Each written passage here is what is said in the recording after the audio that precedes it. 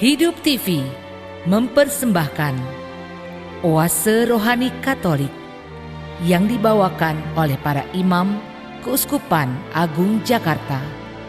Selamat menyaksikan. Halo sahabat Oase Rohani Katolik yang terkasih, apa kabarnya Anda semua hari ini? Semoga kita semua dalam keadaan baik dan penuh dengan sukacita. Senang sekali hari ini saya Lili Teja dapat menemani Anda semua dalam acara Oase Rohani Katolik. Dan pada kesempatan kali ini di studio telah hadir Romo Jimmy Hendrik Ransutenomat OFM yang biasa kita sapa dengan Romo Jimmy. Halo Romo, apa kabarnya Romo hari ini?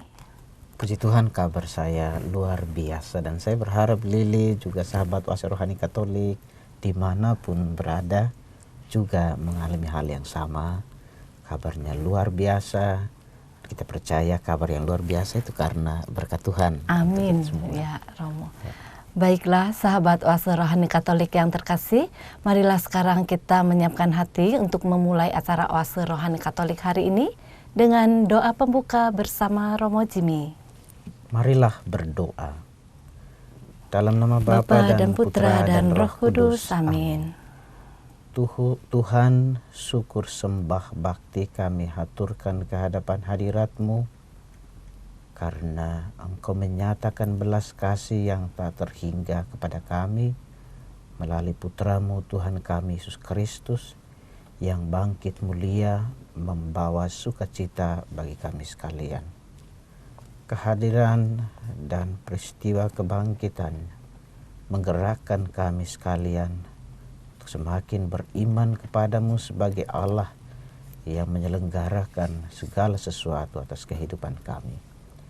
Kami mohon anugerahkanlah Roh Kudus-Mu kepada kami, agar kami mencintai persaudaraan di antara kami, membangun kerukunan satu sama lain, sebagaimana diteladankan oleh jemaat perdana. Pada kesempatan ini kami hendak merenungkan firman-Mu Tuhan. Kami mohon urapan Roh Kudus-Mu agar kami dapat memahami ajaran kasih-Mu, dapat hayati dalam kehidupan kami, sehingga kami sungguh-sungguh dapat Kau pakai sebagai alat kasih-Mu yang mewartakan tentang kebaikan-Mu. Demi Yesus Kristus Putra-Mu Tuhan dan pengantara kami, yang hidup dan berkuasa kini dan sepanjang masa. Amin. Dalam nama Bapa dan Putra dan Roh Kudus. Amin. Sahabat Oase Rohani Katolik yang terkasih, marilah sekarang kita menyiapkan hati untuk mendengarkan bacaan liturgi hari ini. Bacaan pertama diambil dari Kisah Para Rasul bab 4 ayat 32 sampai dengan 37. Kumpulan orang yang telah percaya akan Yesus sehati dan sejiwa, dan tidak seorang pun yang berkata bahwa sesuatu dari kepunyaannya adalah miliknya sendiri. Tetapi segala sesuatu adalah kepunyaan mereka bersama. Dan dengan kuasa yang besar, rasul-rasul memberi kesaksian tentang kebangkitan Tuhan Yesus. Dan mereka semua hidup dalam kasih karunia yang melimpah-limpah. Di antara mereka tidak ada seorang pun yang berkekurangan, karena semua orang yang mempunyai tanah atau rumah menjual kepunyaannya itu, dan hasil penjualan itu mereka bawa dan mereka letakkan di depan kaki rasul-rasul, lalu dibagi-bagikan kepada setiap orang sesuai dengan keperluannya. Demikian pula dengan Yusuf, yang oleh rasul-rasul disebut Barnabas, artinya anak penghiburan, seorang Lewi dari Siprus. Ia menjual ladang miliknya, lalu membawa uangnya itu dan meletakkannya di depan kaki rasul-rasul. Demikianlah sabda Tuhan. Syukur kepada Allah. Sahabat Oase Rohani Katolik yang terkasih, marilah sekarang menanggapi bacaan yang telah kita dengar dengan mazmur tanggapan. Tuhan adalah Raja, Ia berpakaian kemegahan. Tuhan adalah Raja, Ia berpakaian kemegahan. Tuhan adalah Raja, Ia berpakaian kemegahan, dan kekuatanlah ikat pinggangnya. Tuhan adalah Raja, Ia berpakaian kemegahan. Sungguh telah tegaklah dunia, tidak lagi goyah. Tahtamu tegak sejak dahulu kala, dari kekal Engkau ada. Tuhan adalah Raja, Ia berpakaian kemegahan. Peraturanmu sangat teguh, bait-Mu berhiaskan kekudusan, ya Tuhan sepanjang masa. Tuhan adalah Raja, Ia berpakaian kemegahan. Sahabat Oase Rohani Katolik yang terkasih, marilah sekarang kita mendengarkan bacaan Injil untuk hari ini. Bacaan Injil diambil dari Injil Yesus Kristus menurut Yohanes, bab 3, ayat 7 sampai dengan 15. Tuhan bersamamu. Dan bersama rohmu. Inilah Injil Yesus Kristus menurut Santo Yohanes. Dimuliakanlah Tuhan. Dalam percakapannya dengan Nikodemus, Yesus berkata, "Janganlah engkau heran karena aku berkata kepadamu, kamu harus dilahirkan kembali. Angin bertiup kemana ia mau, engkau mendengar bunyinya, tetapi engkau tidak tahu dari mana ia datang atau kemana ia pergi. Demikianlah halnya dengan tiap-tiap orang yang lahir dari roh." Nikodemus menjawab, katanya, "Bagaimana mungkin hal itu terjadi?" Jawab Yesus, "Engkau adalah pengajar Israel dan engkau tidak mengerti hal-hal itu.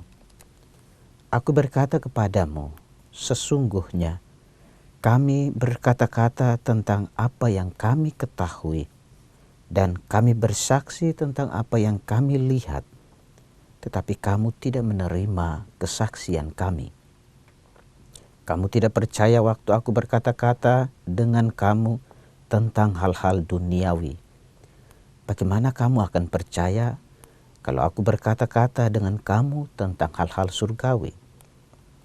Tidak ada seorang pun yang telah naik ke surga selain Dia yang telah turun dari surga, yaitu Anak Manusia. Dan sama seperti Musa meninggikan ular di padang gurun, demikian juga Anak Manusia harus ditinggikan, supaya setiap orang yang percaya kepadanya beroleh hidup yang kekal." Demikianlah Injil Tuhan. Terpujilah Kristus.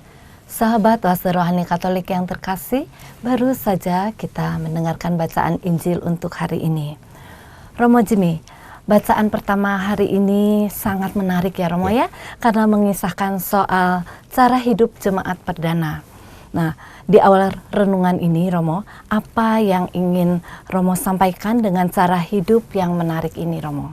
Baik Lili dan sahabat Oase Rohani Katolik yang saya kasihi, saya ingin mengatakan begini, betapa indahnya hidup dalam persaudaraan, hidup dalam kebersamaan dengan yang lain.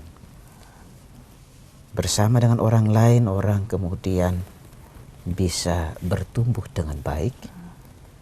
Orang juga bisa merasakan keindahan, tetapi juga tidak bisa kita pungkiri bahwa kebersamaan dengan orang lain bisa berakibat buruk.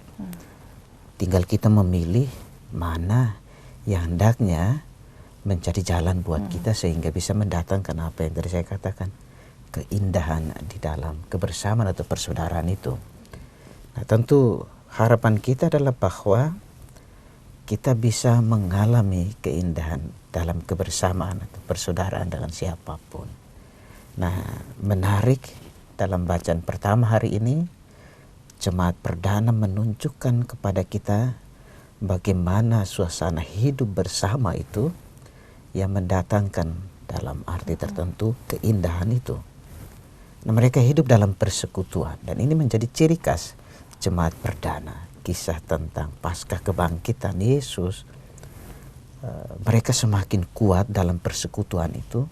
Mereka sungguh merasakan pentingnya kehadiran sesama saudara yang saling meneguhkan, dan juga mereka tidak terpolarisasi hidup berdasarkan atau kotak-kotak dan lain sebagainya. Dan dalam bacaan pertama hari ini dengan jelas menyatakan ciri khas jemaat perdana itu. Kita tentu ingat bahwa ketika Yesus masih tinggal bersama dengan mereka dalam perjamuan, dan juga dalam perjamuan bersama dengan mereka, Yesus mengingatkan mereka untuk tidak meninggalkan Yerusalem sampai pada peristiwa Pentakosta, pencurahan Roh Kudus. Tapi tidak hanya berhenti di situ. Roh Kudus, Yesus tetap menginginkan agar di dalam bantuan atau pengaruh Roh Kudus mereka tetap berada dalam persekutuan. Nah, kebersamaan itu lalu kemudian terjalin ketika misalnya kita tahu dalam Kisah Para Rasul, Petrus berkhotbah dan di hadapan hampir 3.000 orang. Mereka kemudian percaya akan apa yang menjadi kesaksian Petrus itu. Maka semakin banyak orang yang berkumpul bersama dengan mereka. Ini indahnya persaudaraan dan kebersamaan yang mereka bangun. Dan melalui pelayanan Petrus, juga para rasul yang lain, tentu juga cara hidup jemaat perdana itu, lalu kemudian membuat mereka semakin bersekutu. Dan hari ini kita lihat dengan jelas bagaimana mereka itu mau berbagi. Berkumpul bersama, mau berbagi bersama, dan mau sepenanggungan. Mau merasakan apa yang dirasakan juga oleh sesama mereka. Nah, ini yang menarik di situ. Tentu pertanyaannya adalah apa yang mereka lakukan? Bacaan pertama Kisah Rasul memberikan gambaran kepada kita bahwa mereka sehati dan sejiwa dalam persekutuan. Tidak ada yang berkata bahwa sesuatu yang saya miliki ini adalah milik saya, tetapi yang saya miliki ini adalah milik orang lain, milik sesama saya, dan ini milik bersama yang juga harus dinikmati, harus juga menjadi bagian dari orang lain, kepunyaan orang lain. Artinya bahwa di dalam kebersamaan itu mereka tidak tidak ada yang merasa kekurangan. Dan ini menarik di situ. Saya ingat akan apa yang dikatakan oleh Mazmur 133. Di sana dikatakan, alangkah baiknya dan alangkah indahnya apabila saudara-saudara diam bersama dengan rukun. Dan ini menariknya di situ seperti yang tadi Lili katakan. Lalu apa, Romo? Apa yang mendorong mereka mau senantiasa berkumpul bersama-sama, Romo? Nah, kalau kita membaca di Kisah Para Rasul, tentu kita akan menangkap dengan jelas hal apa sih sebetulnya yang mendorong mereka untuk kemudian berkumpul bersama. Tentu ada berbagai macam. Kita temukan di sana ada berbagai macam hal. Terjadi banyak mujizat. Mujizat yang dikerjakan Tuhan melalui mereka. Orang yang sakit disembuhkan oleh mereka. Dan makin banyak orang yang percaya kepada pewartaan para rasul. Kita lihat misalnya, kita bisa temukan di Kisah Para Rasul bab 5 ayat 12 sampai dengan 16. Walaupun memang dalam Kisah Para Rasul itu diceritakan kepada kita bahwa Petrus dan para rasul yang lain itu ditangkap, dipenjara, tetapi hal itu tidak membuat mereka bergeming. Mereka tetap merawat persaudaraan. Semangat mereka untuk membangun kebersamaan, persekutuan itu tidak pernah pudar. Bahkan mereka semakin setia. Dan ini menjadi poin penting yang sekaligus juga bisa menjadi permenungan buat kita berkaitan dengan bacaan pertama hari ini. Begitu. Ya. Baik, Romo. Bagaimana, Romo, bisa tercipta kebersamaan yang sedemikian rupa indah dan luar biasa, ya Romo ya? Apa yang membuat jemaat mula-mula bisa terus mempertahankan kesetiaan mereka dalam hidup bersama? Nah, tadi saya sudah katakan, itu hal yang pertama tentu karena mereka mementingkan kepentingan bersama, mengutamakan kepentingan bersama. Dan konsep ini juga tentu kita ingat apa yang dikatakan oleh Paulus dalam suratnya kepada jemaat di Filipi bab 2 ayat 4. Janganlah tiap-tiap orang memperhatikan dirinya sendiri, tetapi harus memperhatikan juga kepentingan sesama saudaranya. Nah, memperhatikan, nah ini dalam kaitan dengan itu menjadi poin refleksi buat kita. Memperhatikan kepentingan orang lain itu memang sulit, cukup sulit. Tidak mudah buat kita, tidak gampangnya untuk memperhatikan kepentingan orang lain karena ada berbagai macam kalkulasi, pertimbangan untung rugi di dalamnya. Ada juga kita sebagai manusia dipengaruhi oleh sifat ego yang berlebihan, bahkan macam-macam hal, sehingga lalu kemudian kita hanya mementingkan atau memikirkan diri sendiri. Apalagi ketika berada di tengah-tengah kesulitan, yang kita pikirkan bukan lagi orang lain, tapi yang kita pikirkan adalah kesulitan kita ini bisa diatasi. Nah, hal yang sama dialami oleh para rasul kan. Di tengah kesulitan justru mereka semakin mempererat persekutuan, dan kemudian kepentingan bersama di nomor satu kan diutamakan. Lalu mereka bisa mengalami sukacita dalam persaudaraan, dalam kebersamaan ini. Jadi kita bisa belajar konsep mengutamakan kepentingan orang lain dari cara hidup yang menarik seperti tadi Lili katakan dari jemaat perdana itu. Lalu yang kedua yang mereka lakukan kiranya jelas. Yang mereka lakukan itu kita temukan dalam bacaan hari ini, yaitu mereka mau berbagi, mereka sehati sejiwa, mereka juga mau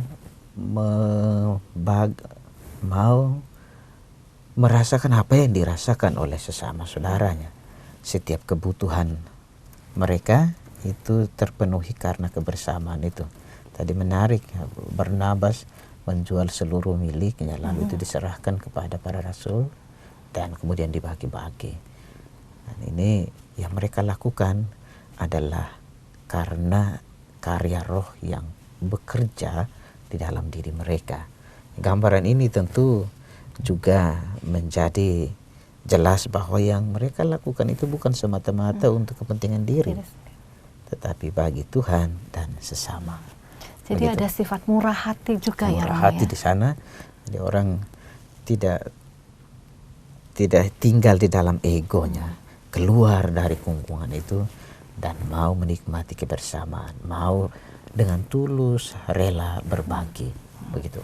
Ya, Romo, ada satu hal yang menarik juga buat saya, Romo, adalah mereka semua hidup dalam kasih karunia yang melimpah-limpah ya, Romo ya. Ya, jadi kasih karunia Tuhan yang melimpah-limpah kita temukan dalam ayat 3, itu yang melandasi bagaimana mereka hidup rukun, bagaimana mereka bersatu, bersekutu dan berbagi. Ini landasannya di sana. Kasih karunia itu begitu menguasai kehidupan mereka, menguasai diri mereka, sehingga mereka bukan lagi hidup bagi diri mereka, tetapi juga terutama mereka hidup bagi sesama saudara dan Tuhan. Jadi karena karya Tuhan yang luar biasa itulah yang kemudian melandasi kerukunan, persatuan, dan semangat berbagi itu. Begitu. Ya.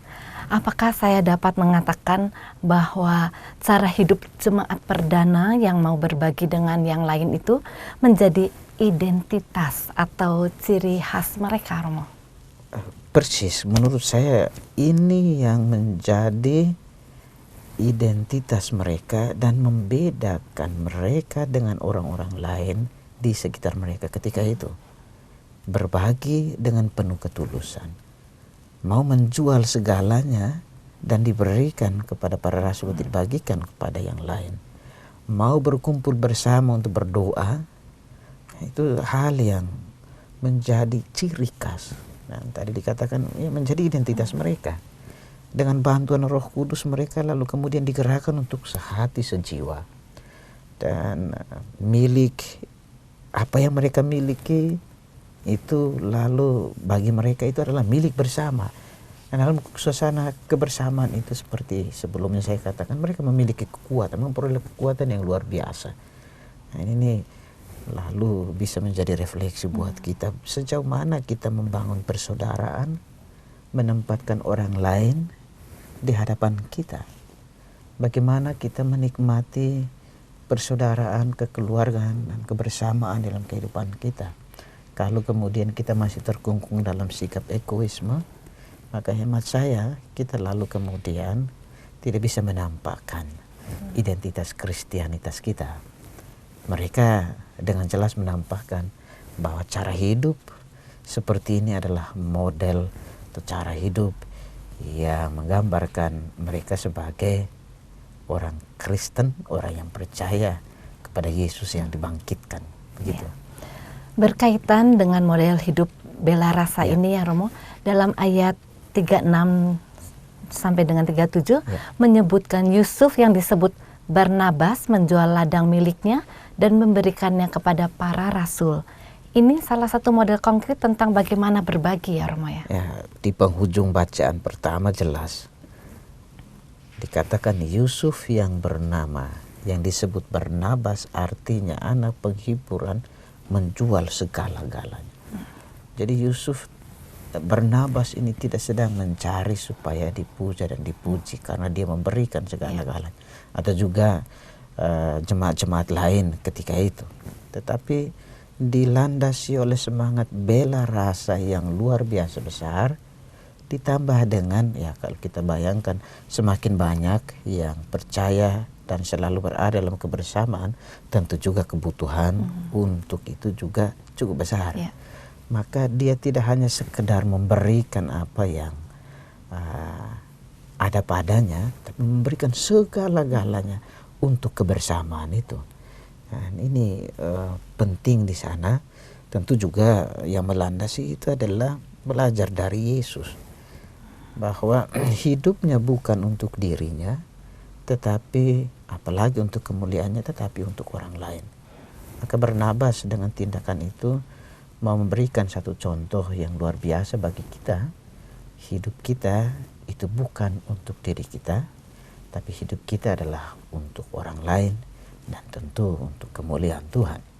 Rela berbagi perhatian, berbagi kasih sayang, berbagi kepedulian dengan orang lain, itu contoh konkret. Kalau tadi Lili mengatakan ini identitas, ini identitas kita sebagai orang Kristiani, sebagai orang Kristen di sana. Jadi Barnabas memberikan salah satu contoh konkret yang menggambarkan identitas Kristiani ketika itu buat kita sekalian. Begitu.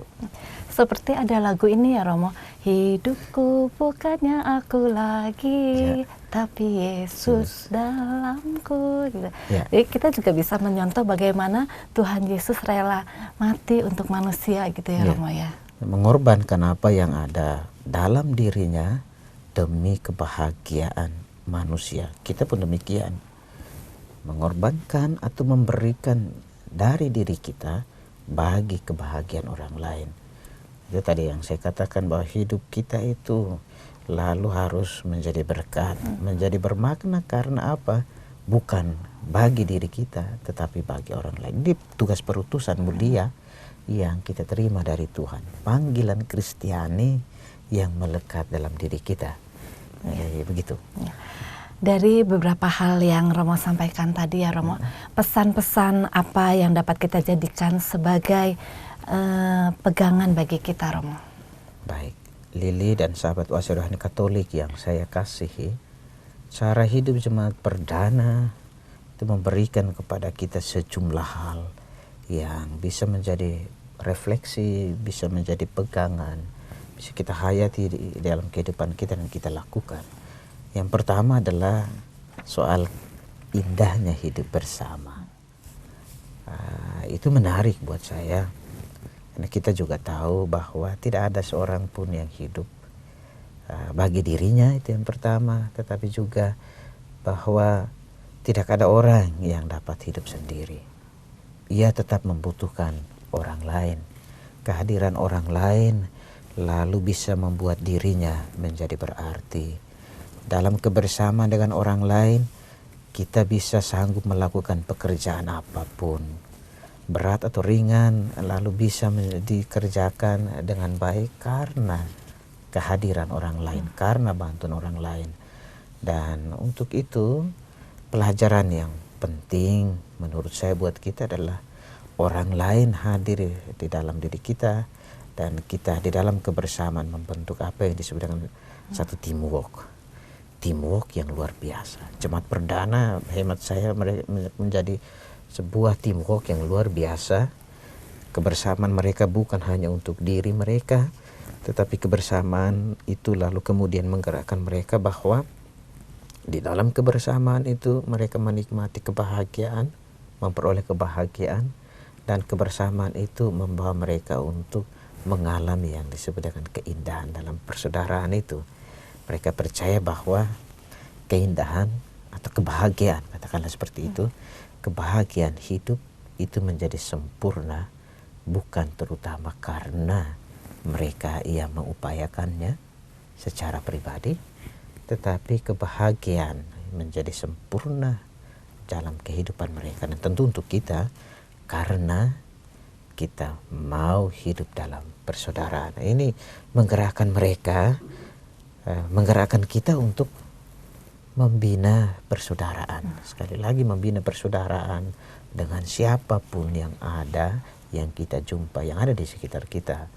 Membina kekeluargaan, merawat juga keberagaman yang ada di sekitar kita. Kita tahu sekarang kerap kali orang kemudian terpolarisasi, hidup berdasarkan saya ini begini, maka saya hanya akan mau menerima orang-orang yang sependapat dengan saya. Karena saya ini orang Katolik, maka saya hanya mau bergaul atau hidup saja dengan orang-orang Katolik. Kalau itu yang terjadi, maka kita bukanlah orang-orang Kristen yang berhikmat. Kita bukan juga orang-orang Kristen yang bijaksana. Kalau kita menyatakan diri sebagai orang yang berhikmat, sebagai orang yang bermartabat, sebagai orang Kristen yang bermartabat, berhikmat, maka kita dipanggil untuk merawat persaudaraan dengan siapapun, dengan saling memperhatikan, dengan saling menopang, dengan saling mengasihi, dengan saling mendukung, berempati, bersimpati, dan lain sebagainya. Itu hal yang pertama. Kebahagiaan kita terletak pada ketika kita menerima orang lain sebagai bagian dari kehidupan kita, dan kita juga mau berbagi untuk orang lain. Tidak ada orang yang bahagia hanya dengan hidup sendiri. Enggak ada. Itu hal yang pertama.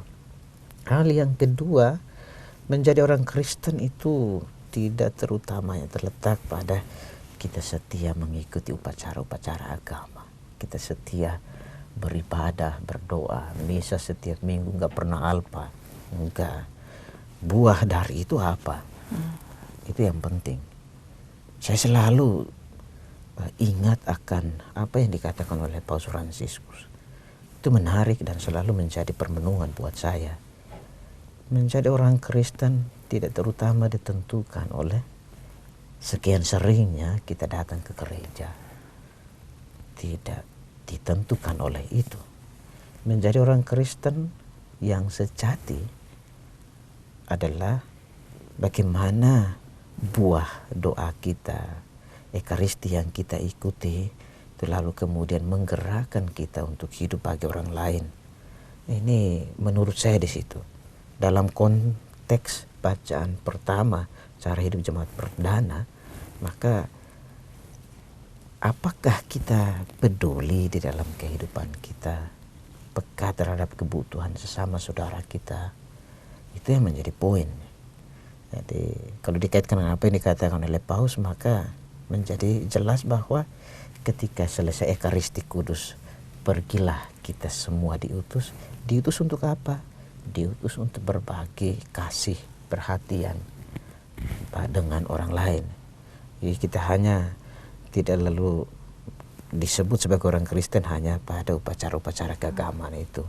Sibuk memikirkan diri kita sendiri. Kalau kita hanya berpikir tentang diri kita sendiri, maka kita akan gampang menjadi pribadi yang tersinggung.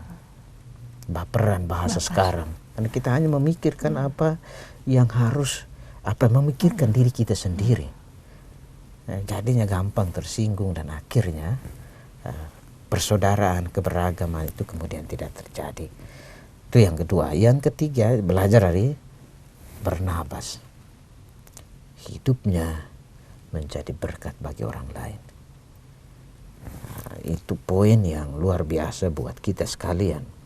Salah satu contoh kesaksian dari Barnabas yaitu hidupnya menjadi orang lain, kesaksian bagi orang lain. Orang yang menjadi berkat bagi orang lain itu seperti apa? Mau berbagi tadi. Itu yang pertama, mau berempati kepada orang lain. Orang yang menyadari bahwa kasih karunia Tuhan itu begitu luar biasa dalam diri saya, maka saya hidup bukan lagi untuk diri saya. Karakter orang Kristen yang sejati. Sama sekarang kalau kita bicara soal berbagi kan jelas. Orang pikir dulu, saya dulu penuhi kebutuhan saya, baru orang lain. Itu yang terjadi dalam kehidupan kita. Maka kita harus retas itu supaya kita kemudian tidak terkungkung pada kepentingan diri kita sendiri. Orang yang menjadi berkat bagi orang lain adalah orang yang tidak egois. Ini lawan dari salah satu sikap yang harus kita lawan, maksud saya.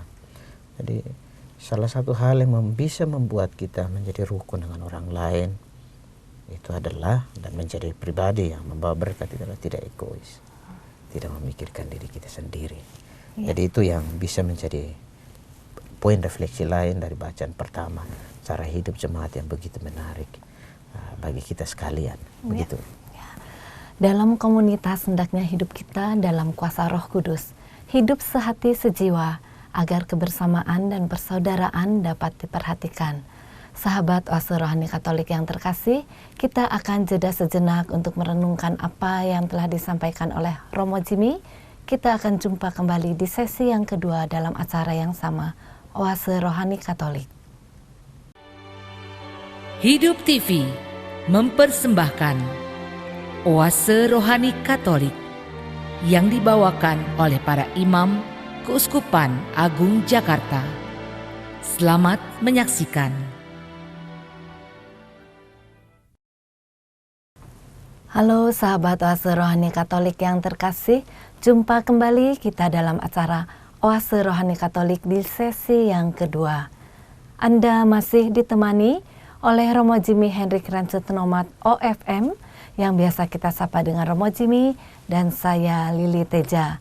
Bagi saudara-saudari yang terkasih, jika Anda mempunyai pertanyaan atau ingin sharing iman, Anda dapat mengirimkannya ke nomor 0882 9019 0900 atau dapat juga mengirimkannya melalui email ke alamat email kami di orkkaj@yahoo.com.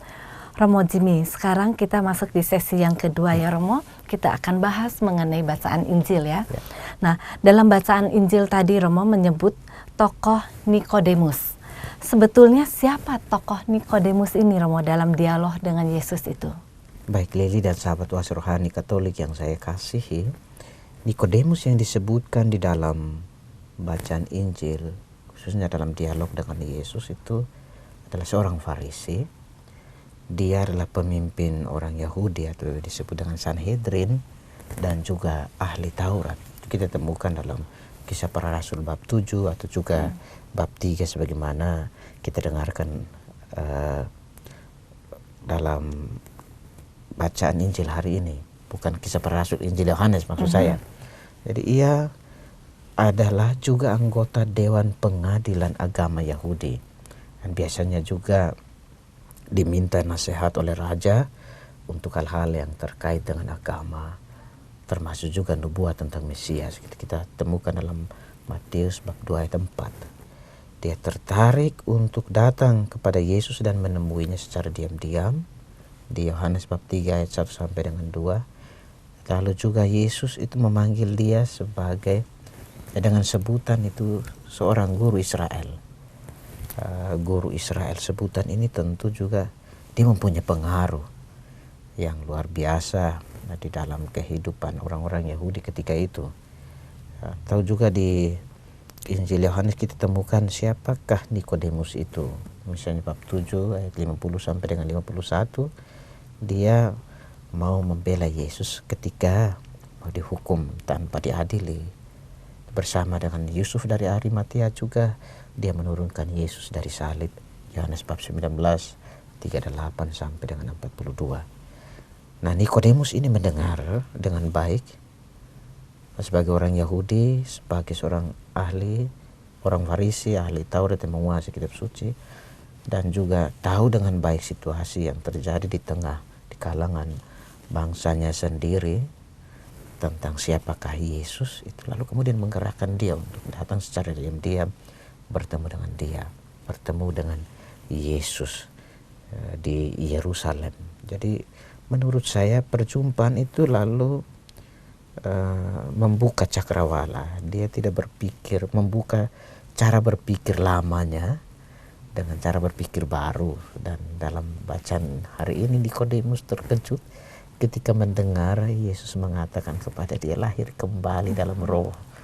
Jadi meskipun dia seorang terpelajar, ahli, tetapi dia juga mau datang rendah hati berjumpa dengan Yesus. Jadi menurut saya Nikodemus itu pribadi yang memiliki kerendahan hati yang luar biasa buat kita sekalian. Dia yang tadi kita tahu pemimpin orang Yahudi, Dewan Pertimbangan Pengadilan Agama Yahudi, itu dia tetap memiliki sikap itu. Begitu. Ya. Dalam dialog antara Nikodemus dengan Yesus ya Romo, hal yang paling diingat bersama adalah soal lahir kembali. Ya. Nah, tapi sebelum kita lebih jauh merenungkan pesan dari bacaan Injil hari ini, kira-kira apa relasi antara bacaan pertama dengan bacaan Injil hari ini, Romo? Ya, baik. Bacaan pertama tadi kita lihat bahwa pesan yang paling mendasar yang disampaikan kepada kita identitas secara hidup jemaat perdana, yaitu mereka sehati sejiwa, mereka sepenanggungan dengan orang lain sehingga ada kesanggupan untuk berbagi.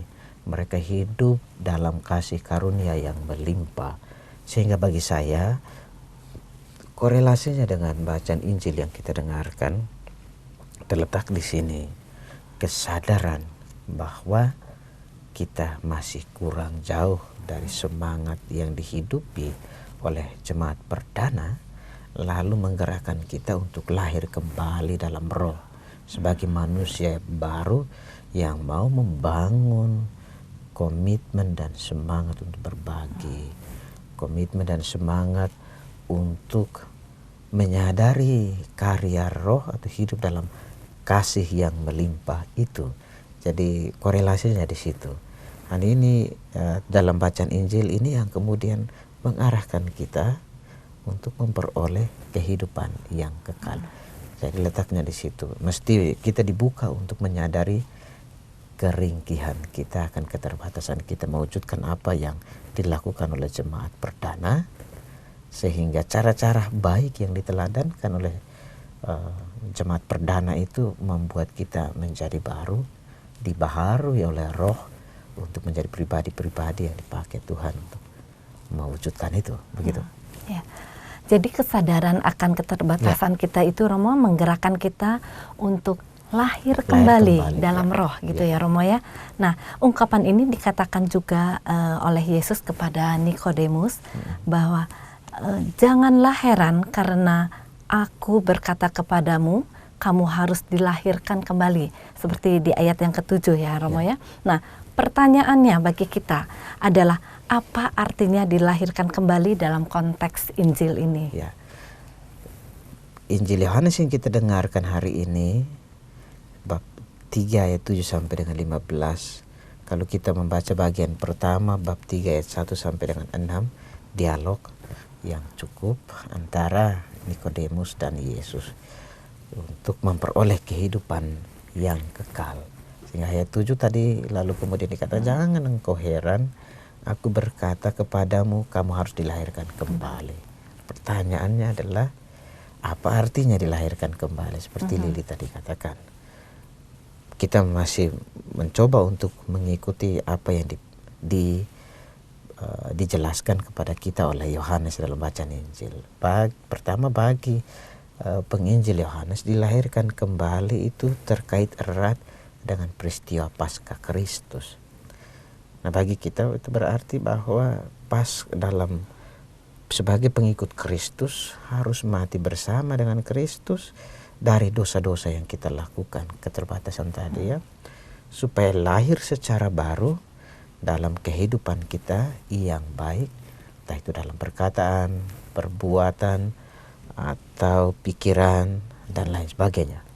Jadi dengan mati bersama dengan Kristus, kita lalu kemudian bangkit mengalami penebusan, sehingga kita lalu lahir kembali sebagai pribadi yang baru.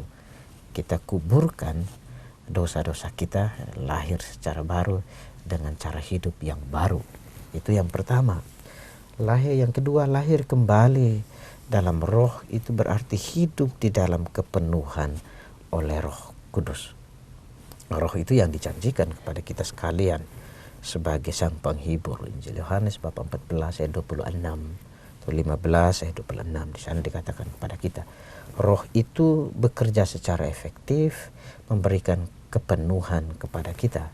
Itu sebabnya Yesus berkata, angin bertiup kemana ia pergi, engkau mendengar bunyinya, tetapi engkau tidak tahu dari mana ia datang dan kemana ia pergi.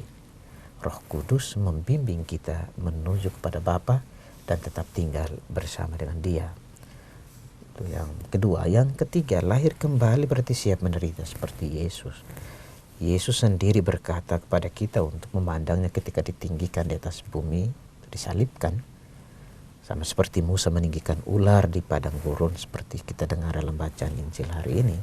Sang anak manusia harus ditinggikan supaya setiap orang yang percaya kepadanya memperoleh hidup yang kekal. Jadi sambil memandang Dia yang tersalib, kita semua juga menikmati memperoleh penebusan yang berlimpah, kasih karunia melimpah melalui Yesus.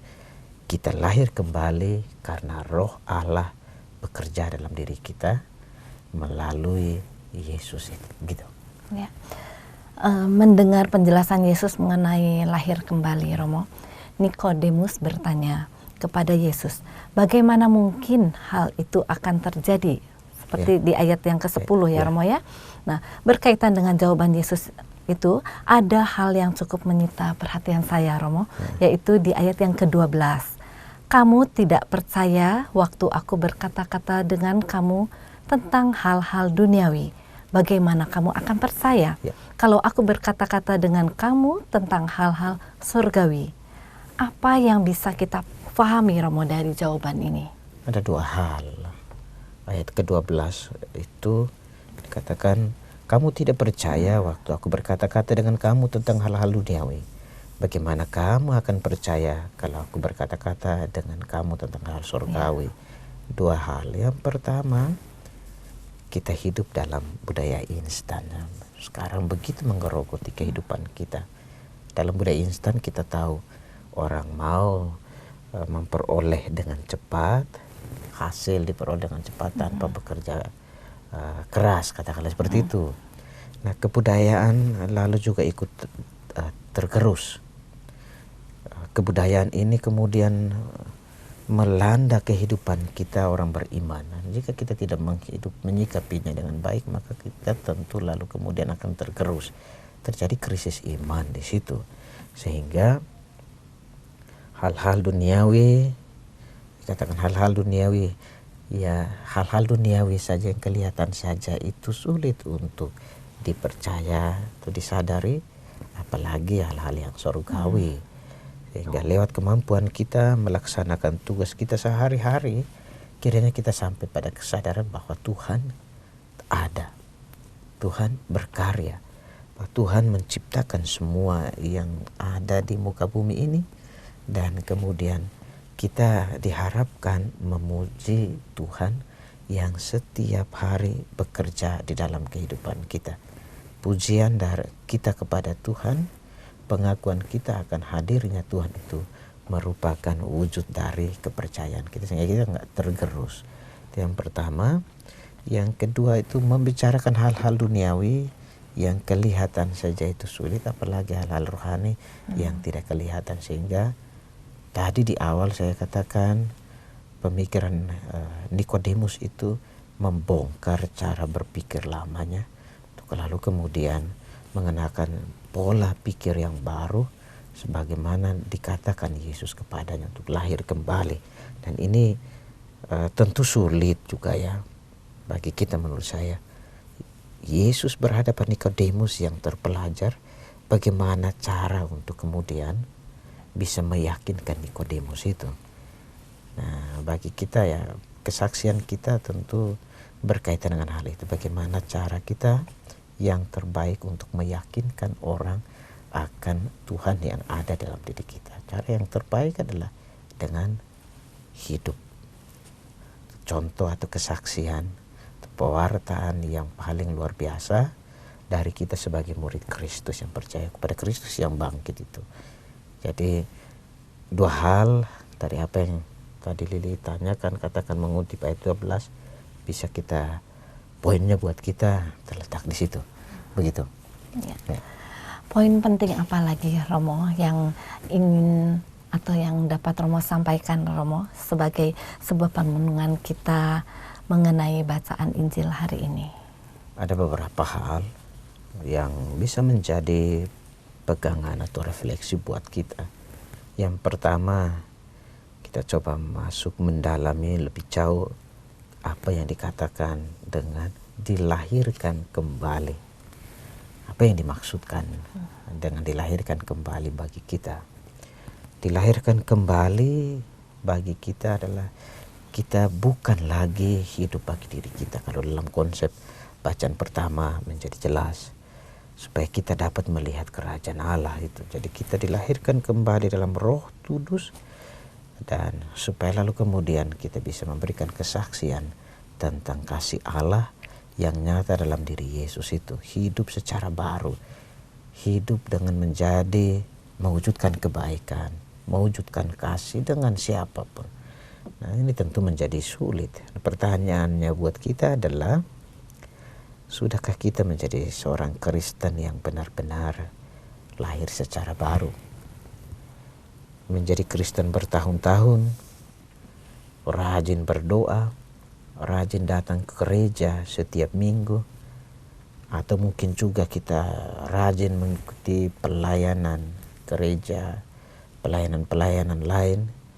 Itu menurut saya bukanlah sebuah ukuran. Seperti tadi saya katakan, mengutip apa yang dikatakan oleh Paus, bukanlah sebuah ukuran bahwa kita ini sudah lahir secara baru, tetapi motivasi yang melandasi keaktifan kita di dalam pelayanan, kesetiaan kita di dalam mengikuti ekaristi, ibadah, doa dan lain sebagainya. Dan buah dari itu apa? Itu menurut saya dilahirkan kembali bagi kita sekalian. Di situ kita lahir di dalam tindakan dan perbuatan yang nyata. Itu yang pertama. Jadi dari hari ke hari sebetulnya kita harus memiliki karakter, menghasilkan buah-buah roh yang luar biasa dalam kehidupan kita. Kita mengenakan manusia baru seperti dikatakan oleh Efesus bab 4 ayat 24. Kita mengenakan manusia baru, kita menjadi orang yang diciptakan menurut kehendak Allah di dalam kebenaran dan kekudusan yang sesungguhnya. Mengapa? Karena siapa yang ada dalam Kristus, ia adalah ciptaan baru, yang lama itu berlalu dan yang baru sesungguhnya sudah datang. Jadi konsep lahir secara baru itu tidak hidup berdasarkan keinginan kita. Itu kita tidak hanya berpikir tentang diri kita, tetapi kita lalu dipimpin oleh Roh Tuhan untuk menjadi pribadi yang membawa berkat bagi orang lain, untuk menjadi pribadi yang membawa kesejukan bagi orang lain. Mungkin itu juga letak bahwa kita ini adalah orang Kristen yang berhikmat, orang Kristen yang bermartabat, yang menyadari bahwa saya dipimpin, membiarkan diri dipimpin oleh Roh Tuhan, sehingga dia lalu kemudian bisa memberikan contoh-contoh baik dalam kehidupan ini. Itu bagi saya poin pertama yang bisa menjadi permenungan kita. Apa maksud dilahirkan kembali sebagaimana kita dengarkan dalam bacaan Injil bagi kita sekalian. Lalu yang kedua, saya tertarik dengan contoh yang diberikan oleh Nikodemus. Figur Nikodemus itu memberikan kepada kita beberapa poin. Poin yang pertama, tadi sempat saya singgung ya. Meskipun dia adalah seorang yang terpelajar, tetapi dengan penuh kerendahan hati, dia terus mencari Dia terus bertanya dan kemudian menemukan yang paling hakiki supaya dia bisa memperoleh hidup yang kekal. Keingintahuannya luar biasa besar. Nah, ini poin buat kita sekalian. Kadang maaf saja, kadang kita bisa menjadi pribadi yang sangat sombong karena kita merasa bahwa kita tahu segala-galanya. Kita memiliki kemampuan yang luar biasa, lalu kemudian kita nggak digerakkan, tidak tergerak untuk kemudian mencari yang lebih. Dalam konsep bacaan Injil hari ini, kita tidak berusaha juga untuk mencari jalan untuk mencapai kesempurnaan itu. Nah, keingintahuan Nikodemus ini menjadi pelajaran yang luar biasa bagi kita. Ini hal positif yang bisa kita tiru.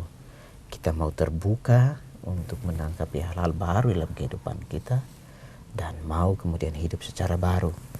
Kerap kali terjadi itu, kita tidak mau menerima hal-hal baru dalam kehidupan kita. Dalam hidup misalnya ada hal, katakan dalam hidup menggereja, kita begitu tertutup. Atau dalam hidup keluarga juga mungkin ada hal-hal baru yang bisa menjadi alternatif untuk hidup keluarga menjadi bahagia, menjadi damai. Kenapa enggak dilakukan? Kadang ini kan harus gini. Terjadi perpecahan dalam keluarga karena hal-hal yang sepele. Nah, menurut saya letaknya di situ, keingintahuan. Ada kerendahan hati. Hal lain adalah kerendahan hati untuk kemudian mau belajar. Dan juga mungkin ada keterbukaan ya Romo ya. Ya, keterbukaan, kerendahan hati untuk belajar hal-hal baru, sehingga kemudian hidup ini lalu menjadi bermakna.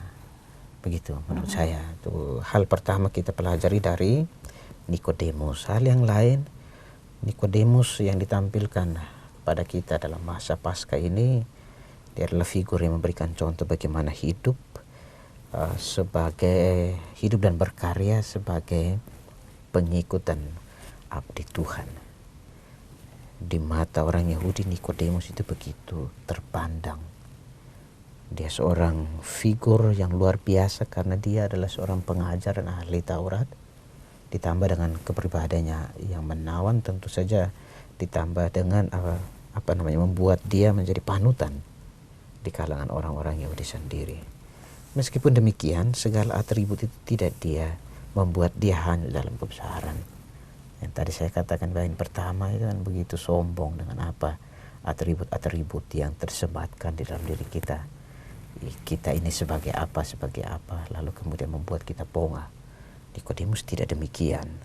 Dia terus belajar mencari kebenaran yang sejati sampai kemudian dipimpin oleh Roh Tuhan berjumpa dengan Yesus.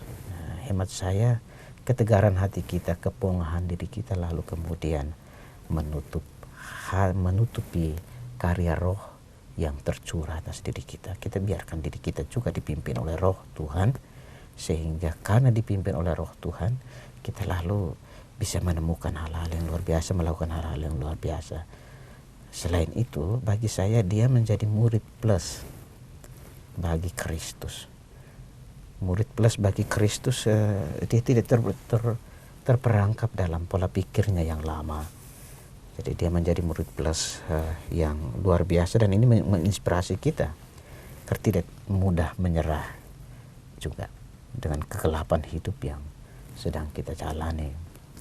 Dia tahu, dia dengar kisah tentang Yesus, dia lalu kemudian bergerak untuk bertanya dan sampai menemukan jawaban atas pertanyaan. Apalagi kerinduan dia adalah memperoleh hidup yang kekal. Sikap rendah hati dan keterbukaan seperti tadi Lili katakan juga bisa kita hidupi untuk menjadi kita hidupi dalam relasi kita dengan orang lain. Murid plus yang lain juga adalah kita berusaha dimatangkan untuk kemudian menjadi pribadi Kristen yang baik. Tentu ini tidak mudah, tetapi contoh Nikodemus lalu menginspirasi kita untuk hal-hal itu. Hal lain adalah ini, Nikodemus tadi kita Tadi saya katakan dia mendengar cerita tentang ini. Mungkin mendengar tidak hanya hal-hal baik, tapi karena dia sebagai seorang guru punya pandangan tentang Mesias itu, dia juga mendengar selentingan yang sangat negatif tentu ya. Dan dia tidak ikut menggosipkan. Dia tidak lalu kemudian menambah perbendaharaan jumlah orang untuk mengata-ngatai, membicarakan, lalu mencari cara bagaimana kemudian bisa mendepak dalam arti itu. Itu mungkin hal lain yang bisa menjadi poin juga buat kita. Kerap kali kita mendengar cerita tentang orang lain, entah yang positif atau apalagi yang negatif, kita lalu kemudian tidak tanya dulu, tidak mencari tahu, dan kita sok tahu lalu kemudian ikut menjelekkan orang lain, sesama saudara kita. Nikodemus memberikan contoh kepada kita. Dia tahu, dia dengar sebagai guru yang terpelajar dalam bahasa kita yang berbijak, berhikmat, lalu kemudian mencari kebenaran itu sampai menemukannya. Bukan kemudian tinggal di dalam apa yang dia tahu yang sebetulnya nggak benar itu. Ini kecenderungan kita pada umumnya kan begitu. Sebagai manusia kita dengar kisah itu, kita lalu kemudian apalagi yang jelek dari saudara lain, dari orang lain, terjadi adalah kita kemudian menjelek-jelekan orang lain. Ini juga bukan cara hidup orang yang berhikmat, orang yang bijaksana, bukan cara hidup orang Kristiani menurut saya. Kita harus mencari sampai menemukan kebenaran itu, lalu kebenaran itu akan membuka cakrawala. Kita akan berpikir positif juga tentang orang lain, dan kemudian juga bisa menggerakkan kita untuk lebih maju. Begitu. Jadi itu hal-hal yang bisa menjadi pokok permenungan bagi kita sekalian berkaitan dengan Injil hari ini. Begitu. Ya. Semoga kita mau memulai untuk membangun kebiasaan rohani yang digerakkan oleh Roh ya, Romo ya. Ya. Baiklah sahabat Oase Rohani Katolik yang terkasih, kita akan segera mengakhiri acara Oase Rohani Katolik hari ini. Tapi sebelumnya kita akan menutupnya dalam doa dan mohon berkat melalui Romo Jimmy. Dalam nama Bapa dan Putra dan Roh Kudus. Amin. Tuhan, kami bersyukur kepadamu karena Engkau menyediakan waktu bagi kami untuk mendengarkan Engkau yang berfirman, menyanggupkan kami untuk memahami firman-Mu. Maka sanggupkanlah kami pula untuk menghayati pesan firman-Mu yang kami renungkan bersama pada kesempatan ini. Semoga Engkau memakai diri kami sebagai alat-Mu, sebagai berkat bagi orang lain. Anugerahkanlah kepada kami semangat kerendahan hati, sebagaimana diteladankan oleh Nikodemus, sehingga kami dengan rendah hati terbuka pada karya Roh Kudus-Mu dan membiarkan diri kami dipimpin oleh Roh-Mu, sehingga dengan demikian kami menjadi pribadi-pribadi yang membawa keselamatan dan kebahagiaan bagi orang lain. Kekurangan kami, keterbatasan kami, dan juga kesanggupan kami untuk melaksanakan apa yang Engkau firmankan, kami sembahkan semua ke dalam tangan kasih-Mu. Dan dengan penuh kerendahan hati, kami selalu memohonkan berkat-Mu, karena Engkaulah satu-satunya Tuhan yang kami andalkan dalam kehidupan kami hari ini dan sepanjang segala masa. Amin. Amin. Tuhan bersamamu. Dan bersama Roh-Mu. Bapak, Ibu, Saudari dan Saudara, seluruh kehidupan kita senantiasa diberkati oleh Allah yang Maha Kuasa, Bapa dan Putra dan Roh Kudus. Amin. Amin. Terima kasih Romo Jimmy untuk Sama. permenungan yang telah disampaikan pada hari ini. Semoga apa yang telah disampaikan oleh Romo Jimmy dapat memberikan semangat, inspirasi, dan sukacita bagi kita semua. Akhir kata, Romo Jimmy Hendrik, Rancet Nomad OFM, dan saya Lili Teja, mohon pamit undur diri. Marilah kita amalkan Pancasila. Kita berhikmat, bangsa bermartabat. Demikianlah Oase Rohani Katolik yang dibawakan oleh para imam Keuskupan Agung Jakarta. Tuhan memberkati.